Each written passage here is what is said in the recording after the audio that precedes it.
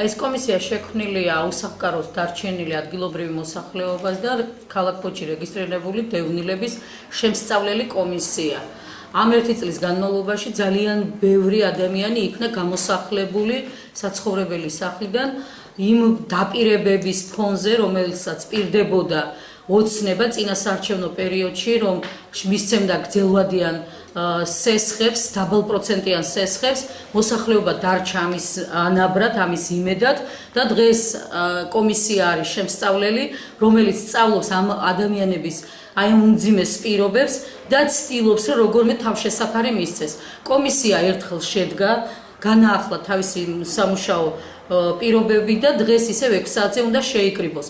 შესაძლებლობის ფარგლებში, რა შესაძლებლობასაც გამონახავს კომისია, იმ შესაძლებლობის ფარგლებში იქნება დროებითი თავშესაფარი გაცემული ამ ადამიანებზე.